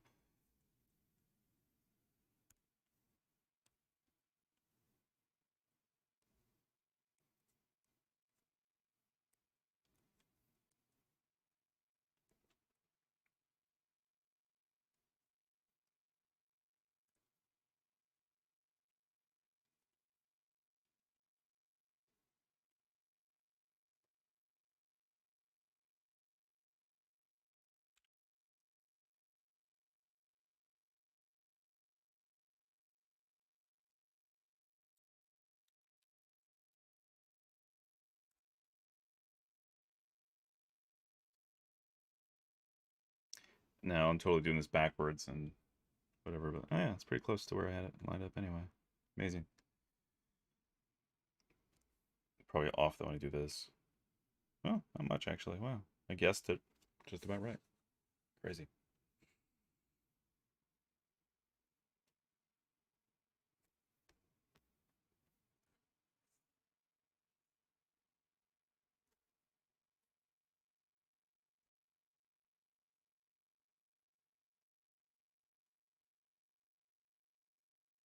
Yeah, this corner of the mouth is bugging me a bit.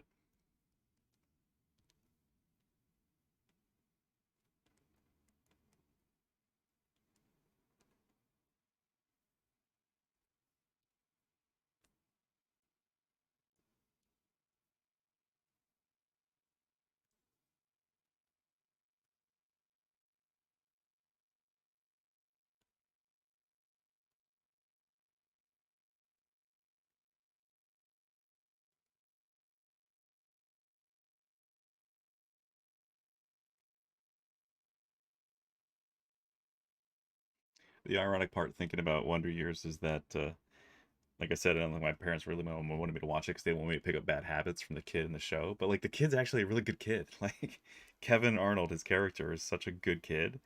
He doesn't really, from all, I mean, I'm only on season 3, I think, right now, but he doesn't really, he's not disobedient or mean, or he has an older brother who's a dick to him, but he's not a bad kid when it comes to how he treats his parents and how he respects them and how he's a really good kid. It's a great moral show that shows a lot of great values and how a healthy family should interact. I mean, his brother's not really that healthy how he treats them, but that's how brothers are. Um, Big brothers are often like that. Um, but yeah, it's a great show. I'm like, yeah, it's kind of. I wonder how I would have processed things if I would have seen that show when I was a kid and rewatched it as a family. I don't know. I think my parents were probably just a little too cautious then, too worried over things as opposed to just being like, hey, let's enjoy this. But then I would you know, I remember growing up watching like the Young Indiana Jones. Remember that show? I haven't seen that in a long time. I need to rewatch that at some point. I remember seeing a clip or two and being like, ah, the quality's not as good as I remembered. That's definitely felt like there was rose-colored glasses there a little bit, but I haven't really given it a full-on watch since I was a kid. But I remember enjoying that show as a kid though, for sure. Um,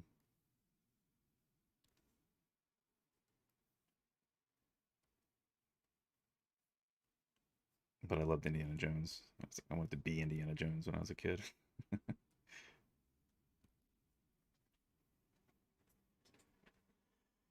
We're at 343, so I'm gonna bounce here in about 15. If you guys have any other questions, though, feel free to ask.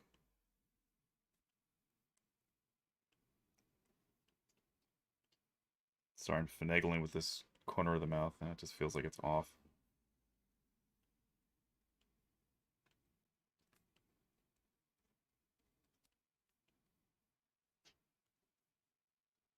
Might just drop this down and just do a Z project.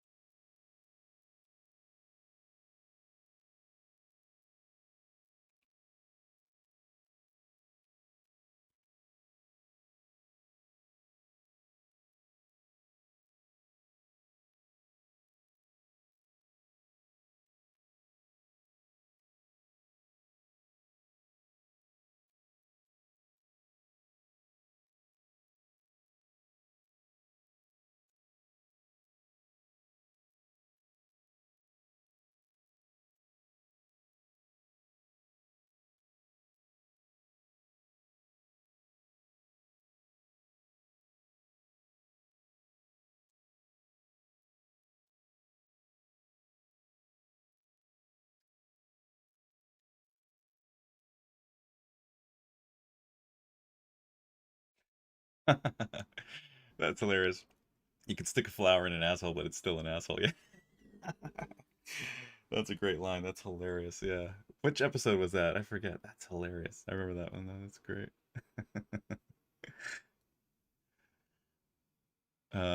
Star for is it star?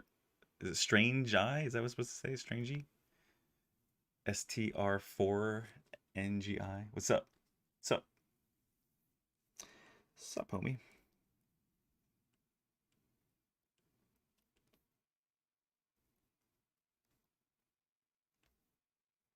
Yeah, I think compromise between these two levels of depth where the nasolabial fold falls. I think I might need to be in between these two. This is too soft and this is too much. I think it's definitely an area that needs some improvement.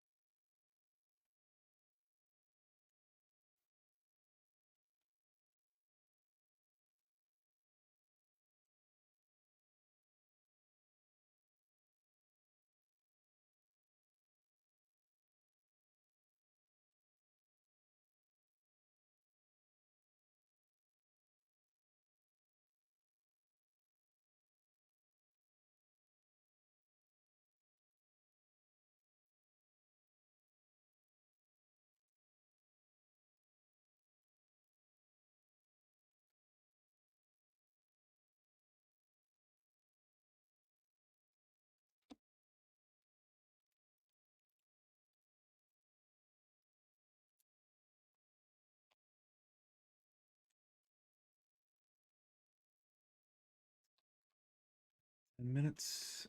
Exodus. Bought a course on XGen, and it's pretty decent so far. Just hate how buggy XGen is. Oh yeah, it's XGen buggy. I've always seen people using it, but I've never learned to use it, so I don't know how bad it is. I'm looking at Yeti actually. I'm thinking about using Yeti to do some of the stuff I want to do for the for Trico, for the Griffin creature, for the short based on The Last Guardian. Also because I'm doing it all in Unreal in the end. I'm gonna be rendering it, I guess you could say, on Unreal. But it looks like the way they did the eagle and the meerkat demo was they used Weta used Yeti to do their fur and feathers. So I think I might just try to reverse engineer that to do all the feathers and fur on Trico.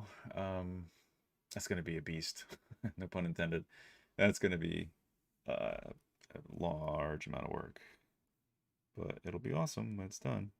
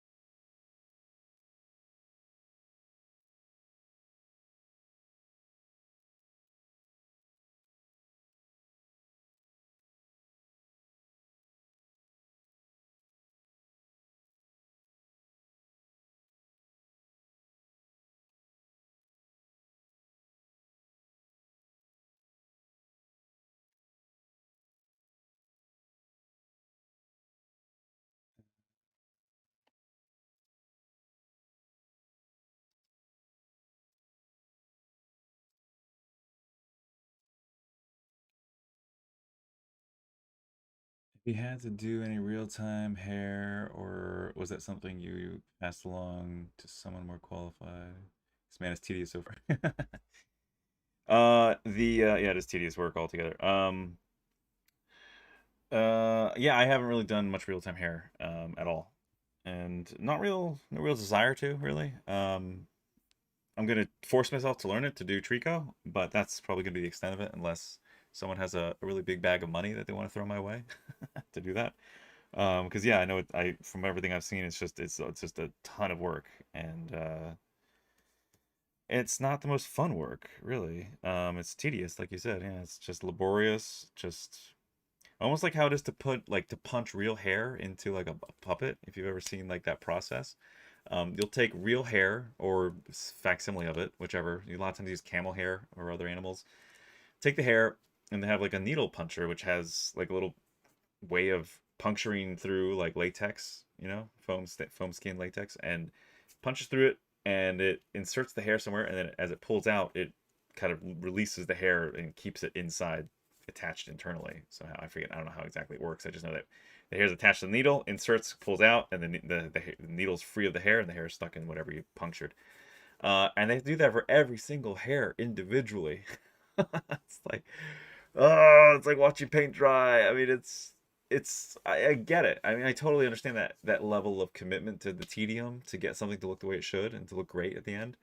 But again, I would be willing to do that for something that is I really love and want to accomplish, and know it'll look great in the end, digitally, we're speaking. But to do it on a regular basis, it's just not.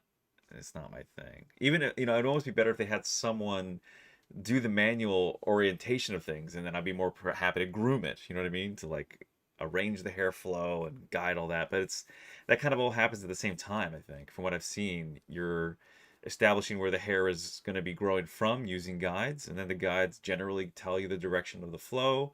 And then after that, then you go into kind of hand touch and groom everything afterwards. And it's one thing after another.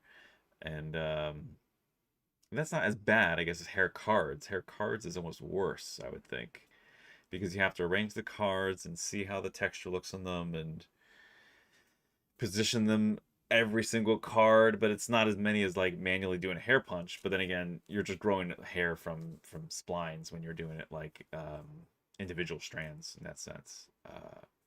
But yeah, either way, it just seems like all of it's tedious. I don't think there's really a great realistic shortcut to fur digitally. And I think it's all work, for better or for worse.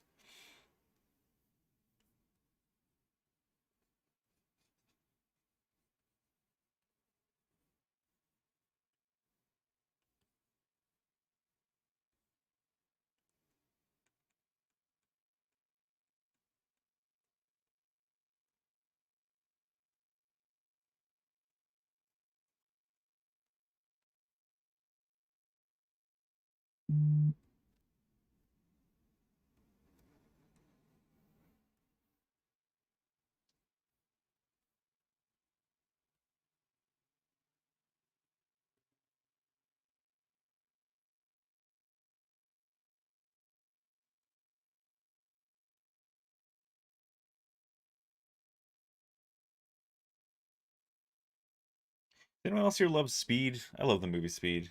It's one of my favorites when I was like a teenager. It's never really gone away from me. I've always loved that movie. It's a great action movie.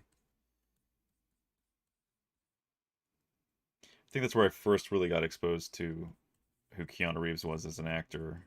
But then, of course, went through his catalog afterwards. Um, but it was that was like the role that I remembered him as before I saw The Matrix, and then The Matrix was like, of course, mind blowing.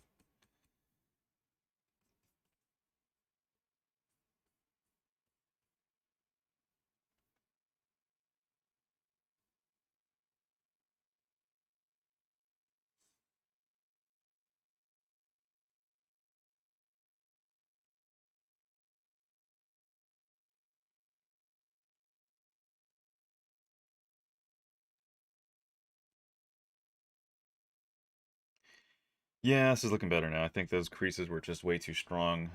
But this is also then hitting a little bit of a slight reset to the face, but that's okay. It'll take too long to get the pore detail back. That's pretty quick. But definitely want to get these shapes right.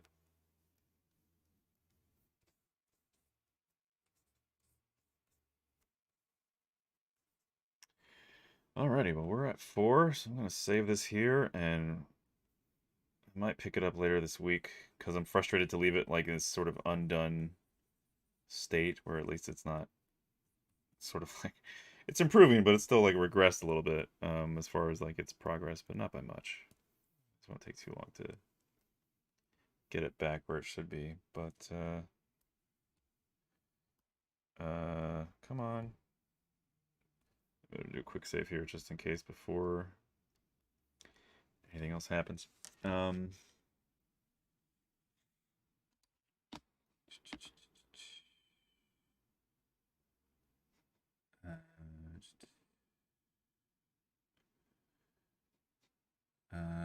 Cargo Cult 055, hello. But what the fuck? By the way, you look like Brendan Fraser. Yeah, I don't think so. If you met me in person, I think we look extremely different. But hey, Brendan's a cool guy, so whatever. I'm good at making 3D bad hair day. Speed is a great movie. Yes, it is. You're invited to the official. You kind of remind me of Michael Pavlovich from the side. Okay, well, I guess that's a compliment, right? I mean, his skill is great. I'm not sure that I really want to look like anyone else than myself, but you know.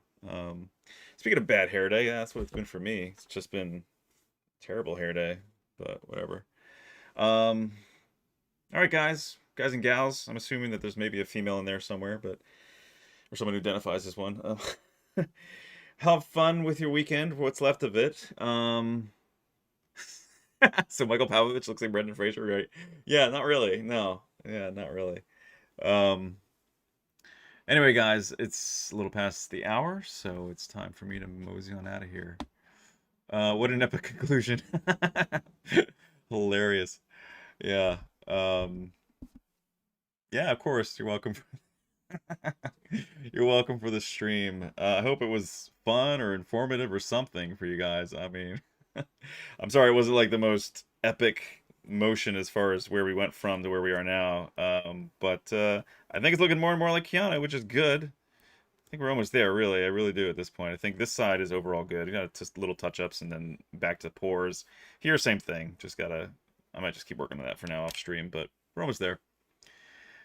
And then it's to the body, and the forms, and it's going to be a lot more fun. Not more fun, but it's going to move faster. I think it's going to move a lot faster because it's mostly doing clothes and consistent, textures on that, which will be pretty quick. And the guy getting pummeled in the face with his kick, so it should go a lot faster. The goal is to have this done and printed and ready to send over to Mr. Reeves if I can get a hold of somebody who can get it to him before the premiere of the new Matrix here in the States. So that's before December 22nd. So I've put my feet to the fire a little bit, so to speak, for when we should be done with this, when I should be done with this, physically printed and everything. So we'll see. Hopefully I can make that deadline. I think I can. Pretty sure I can. I've got time. So anyway, yeah, of course. Thank you guys. Thanks for hanging out with me. And yeah. The fro. Yeah, what's up with that? I'm the opposite, dude. I'm thinning up here, unfortunately. I'm not throwing anything out at this point, but yeah, whatever. Hair comes and goes. Hair does not maketh a man. All right, everybody. Take care. Be safe. Get outside, get some sun. Enjoy life. I'll talk to you later. Bye.